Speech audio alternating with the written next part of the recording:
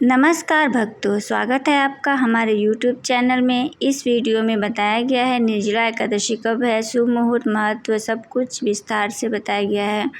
अगर आप वीडियो पे पहली बार देख रहे हैं तो चैनल को सब्सक्राइब करके वीडियो को लाइक शेयर करना ना भूलें और नोटिफिकेशन बेल अवश्य दबाएं, जिससे कि हमारा नोटिफिकेशन आप तक पहुंचता रहे और अच्छी जानकारियाँ आपको मिलती रहे।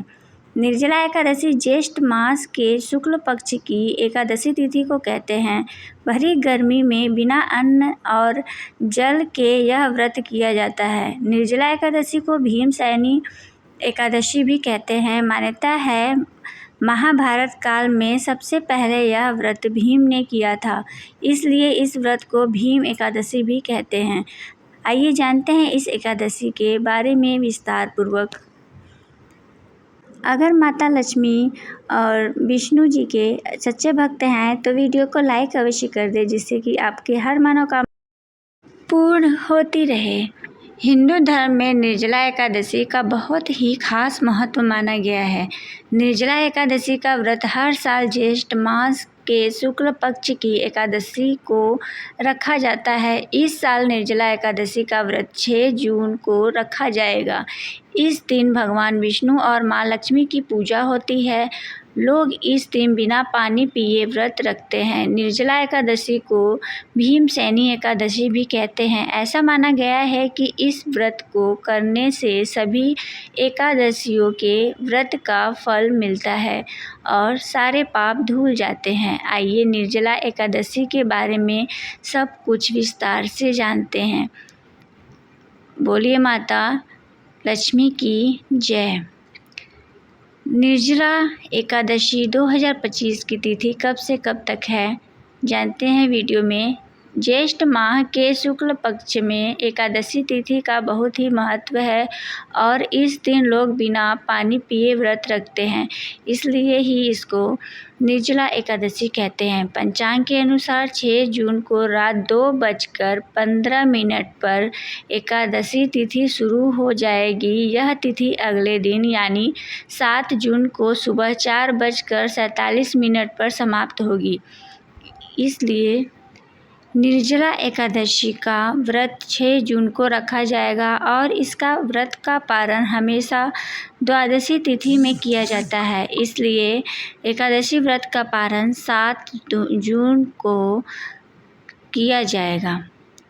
अब आइए जानते हैं निर्जला एकादशी का महत्व क्या है। निर्जला एकादशी का पौराणिक महत्व बहुत खास माना जाता है। एक बार व्यास जी के कहने पर पांडवों ने भीम ने यह व्रत रखा था।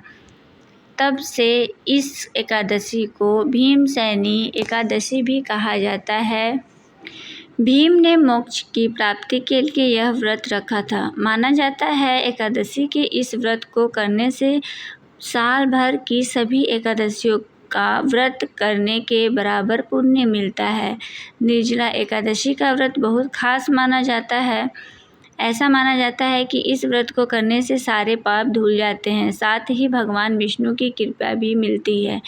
धार्मिक मान्यताओं के अनुसार निर्जला एकादशी का व्रत करने वाले को मरने के बाद मोक्ष मिलता है।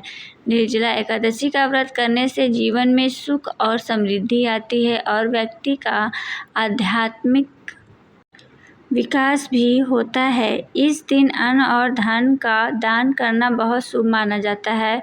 ऐसा करने से धन लाभ होता है और तिजोरी हमेशा भरी रहती है। अब आइए जानते हैं निर्जला एकादशी व्रत की पूजा विधि क्या है। निर्जला एकादशी पर भगवान विष्णु और माता लक्ष्मी की पूजा का विधान है। इस दिन सुबह जल्दी उठकर सूर्य को जल चढ़ाना चाहिए और मन में भगवान का स्मरण करके मंदिर की सफाई करनी चाहिए। व्रत का संकल्प लेकर विष्णु और लक्ष्मी की मूर्ति, लकड़ी की चौकी स्थापित करके विधि विधान से पूजा करनी चाहिए। भगवान को पीले फल और माँ लक्ष्मी को खीर का भोग लगाना चाहिए। विष्णु सहस्त्रनाम और विष्णु चालीसा का पाठ करना चाहिए। पूरे दिन श्रद्धा से व्रत रखना चाहिए और पूजा पाठ में मन लगाना चाहिए। अब आइए जानते हैं निर्जला एकादशी करने से क्या फल मिलता है। हिंदू धर्म की मान्यताओं के अनुसार निर्जला एकादशी व्रत के प्रभाव से जातक दीर्घायु होता है और सभी पापों का नाश होता है। सुख सुविधाओं को भोगकर अंत में जातक मोक्ष को प्राप्त हो जाता है। अब आइए जानते हैं निर्जला एकादशी में क्या दान करना चाहिए। निर्जला एकादशी के दिन जल ग्रहण नहीं किया जाता है, इसलिए इस दिन जल दान करना अत्यंत शुभ माना जाता है। इसके अलावा इस दिन अन्न, चावल, फल, तिल, वस्त्र, धन, नमक का दान करना भी लाभकारी माना गया है। अगर आप भगवान विष्णु के सच्चे भक्त हो तो वीडियो को लाइक अवश्य कर दें, चैनल को सब्सक्राइब करना बिल्कुल ना भूलें। अब आइए जानते हैं आगे निर्जला एकादशी का व्रत का पारण कब करना है। निर्जला एकादशी का व्रत पारण का शुभ मुहूर्त 7 जून को दोपहर 1:44 से शाम 4:31 तक रहेगा। हिंदू धर्म के अनुसार निर्जला एकादशी व्रत के प्रभाव से आपको मोक्ष की प्राप्ति हो सकती है, साथ ही आप दीर्घायु होते हैं। आपको बता दें कि इस व्रत को करने से 24 एकादशियों के बराबर फल मिलता है, इसलिए यह एकादशी बहुत ही अच्छा और शुभ माना गया है। इससे बहुत ही इसका महत्व है। अगर लक्ष्मी नारायण के सच्चे भक्त हो तो कमेंट बॉक्स में जय माँ लक्ष्मी और जय लक्ष्मी नारायण अवश्य लिखें। और पहली बार चैनल को देख रहे हैं तो चैनल को सब्सक्राइब करिए, वीडियो को लाइक शेयर करना ना भूलें, जिससे कि हम आपके लिए अच्छी वीडियो ऐसे ही लाते रहें। बेल आइकन को प्रेस करना बिल्कुल ना भूलें। माता रानी आप पे सदैव कृपया बरसाती रहें और आप हमेशा खुशियों से आपका जीवन हमेशा भरा रहे।